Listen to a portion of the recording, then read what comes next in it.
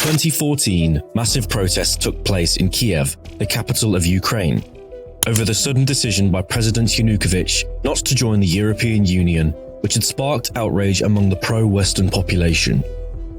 The initially peaceful protests turned violent when gunshots resulted in a number of casualties. The escalating violence concluded in the death of a total of 130 people, 112 protesters and 18 police officers, while over 2,500 were injured, not only in Kiev, but nationwide. To this day, it is debated who fired those first shots that ultimately led to brutality. Even for me, it was hard to properly evaluate the truth, as all sources that I considered were biased, so I will leave the final verdict to you. The pro-Western side has claimed that units from the Ukrainian Security Service and Ministry of Internal Affairs were trained in association with the Russian FSB. They were ordered to shoot both policemen and protesters to spark violence. The Eastern side, on the other hand, has claimed that Ukrainian nationalists were trained and armed by Westerners. Disguised as protesters, they shot policemen and kidnapped and killed political enemies in order to take over the country and oust the pro-Russian opposition. In my opinion, I believe that at least some aspects were created by design. Foreign powers have been interfering with Ukrainian politics since its independence in 1991. May I quote the 32nd President of the USA? "In politics, nothing happens by accident. If it happens, you can bet it was planned that way."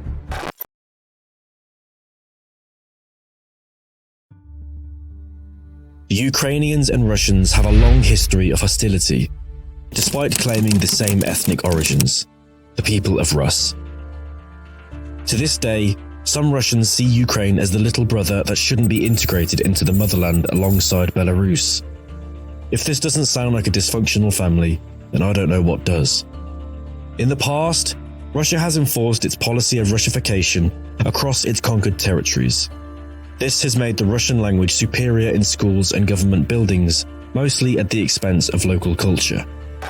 During the Soviet era, ethnic Ukrainians suffered under Stalin's Great Famine, the so-called Holodomor. Between 3.3 to 10 million people perished in 1932 alone. Also, many intellectuals were subjected to Soviet oppression.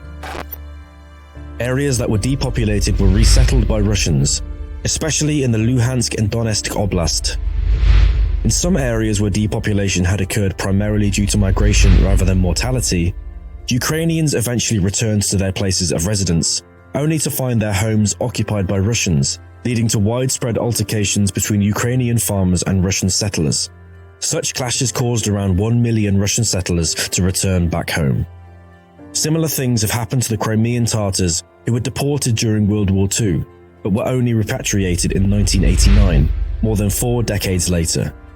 At that point, primarily Russians and Ukrainians had established themselves there. During the secession in 2014, they sided with Ukraine for obvious reasons. The peninsula was originally part of Russian territory, but was given to the Ukrainian SSR as a present in 1954. Similar occurrences happened not only in Ukraine, but all over the Soviet Union. Natives were deported, and Russians encouraged to settle in areas like the Baltic nations or the Caucasus. In many ways, the violent Soviet past has laid the foundation for all present ethnical tensions and conflicts in the Soviet ex-republics. Ukraine, for example, is divided between a Russian population in the east and a Ukrainian population in the west, both of which have absolute opposite interests.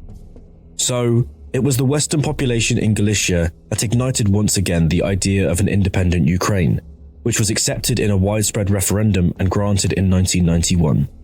Merely days later, Ukraine became a member of the Commonwealth of Independent Nations, which is basically a counterpart of the European Union with free trade agreements.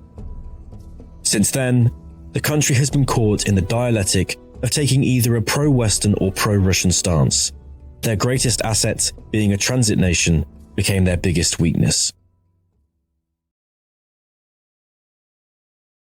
The aim of the United States and its European allies to peel Ukraine away from Russia's orbit and incorporate it into the West. Our basic goal has been to make Ukraine a Western bulwark on Russia's border. And Russia says, this ain't happening, period, end of story. And we will do everything we can to make sure it does not happen. The NATO, North Atlantic Treaty Organization, was established in 1949 as a counterpart to the Warsaw Pact. It is a multinational military alliance that is able to call all members to arms in case the Soviets cross their border. Since its inception, it had grown from 12 to 16 states by 1991. When the Iron Curtain fell, NATO became de facto obsolete. However, instead of dismantling the alliance, it prevailed and even gained more members, most of them ex-Soviet states. In 2020, there were 30 members. So far so good, but is the NATO really an altruistic, peacekeeping formation? I beg to differ. The events during the Yugoslavia war showed that this is not the case. In fact, NATO intervened under the disguise of humanitarian aid in the Kosovo conflict without a UN resolution, but this is a story for another video.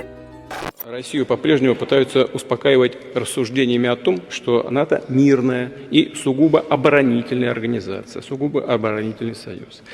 В том, насколько это соответствует действительности, на собственном опыте убедились граждане многих государств, я имею в виду Ирак, Ливия, Афганистан, но и, собственно говоря, соответствующая военная крупномасштабная операция в отношении Белграда без санкций Совета Безопасности ООН. Это, конечно, мероприятие далекое от того, что могла бы осуществлять мирная организация.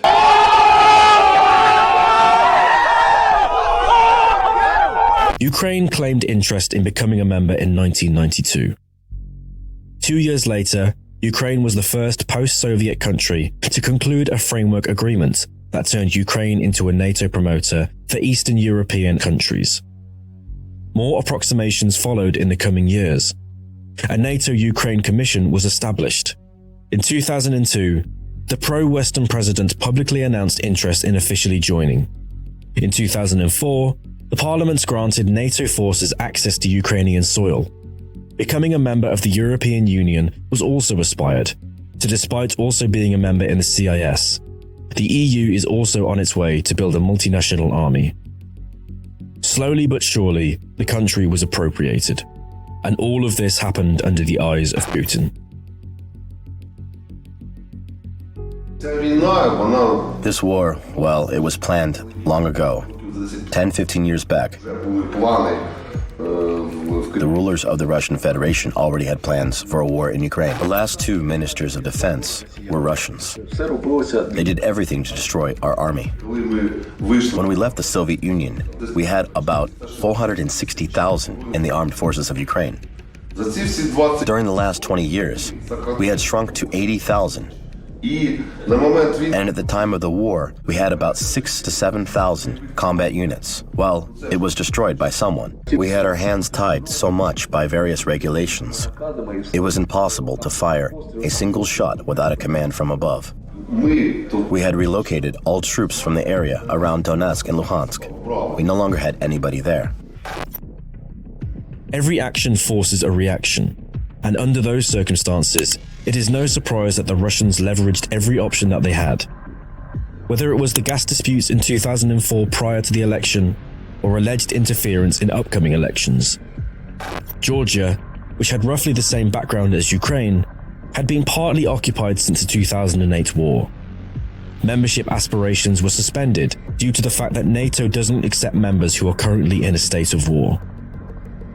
However, even those circumstances did not prevent NATO in 2020 to return to their open-door policy and hand out memberships like candy on Halloween. In the turmoil of the Maidan Revolution and the abduction of the president, Russian troops landed in Crimea on the 22nd of February 2014. Systematically, communication lines were interfered with and key locations seized. Military bases were locked down. Within days, the complete peninsula was occupied.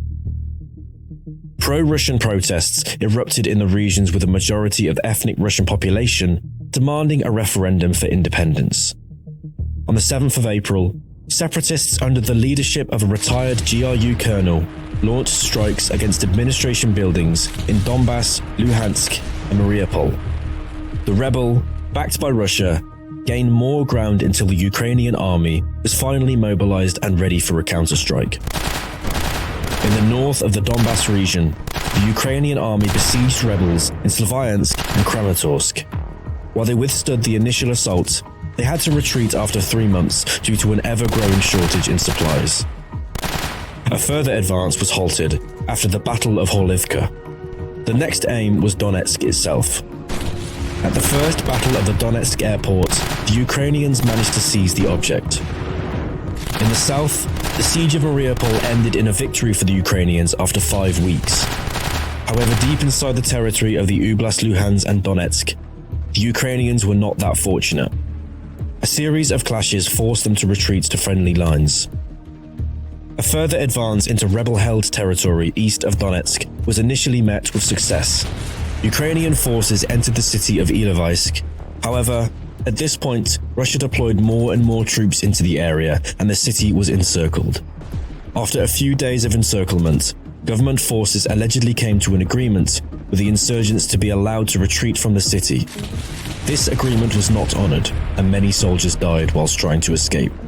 After a mere 6 months of clashes, the Minsk Protocol was signed, which was supposed to result in a ceasefire agreement, but failed, just like its successor, Minsk II, a year later. Up to this point, Ukraine had 64,000 units in the field. About 4,700 were killed and 10,000 wounded. The Russian opposition amassed about 50,000 to 65,000 men. 5,800 died in combat, 13,000 were wounded. 3,000 to 13,000 civilians were killed, about 30,000 were wounded. 1.4 million were internally displaced, 950,000 fled abroad. Those numbers are rough estimates. Up until today, frequent clashes reoccur almost daily, and soldiers on both sides are still dying. In 2021, Russia built up an army of over 100,000 men along the Ukrainian border. It is very likely that this is a response to the NATO exercise Defender 21. It included nearly simultaneous operations across more than 30 training areas in Central and Eastern Europe. The scenario is that from the Baltic Sea to the Black Sea, we are practicing for, well, let's put it directly, the war with Russia, the scenario of armed confrontation with Russia. If warmongers won't back down, then where will it all stop?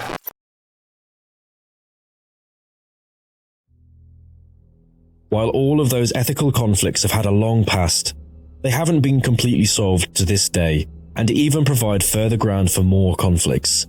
Ukraine or Georgia may be just the beginning, which raises the question, how do we avoid further wars?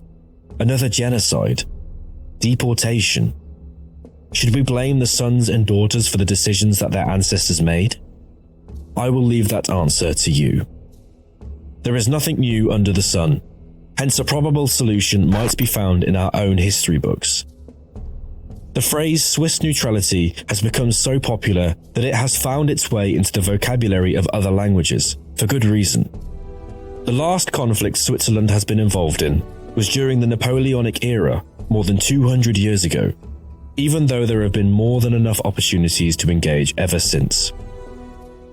The Swiss population is made up mostly of Germans, French, and Italian-speaking citizens. During the World Wars, the tensions threatened to rupture the country, but it still maintained to stay out of the wars. If other nations adopt the same policies, then Eastern as well as Western powers might be unable to tear them apart, and we all would be able to sleep better at night. I know some of you hate me for suggesting those things, but I see no other solution to stop the wheel of karma, which will be passed on to the next generation.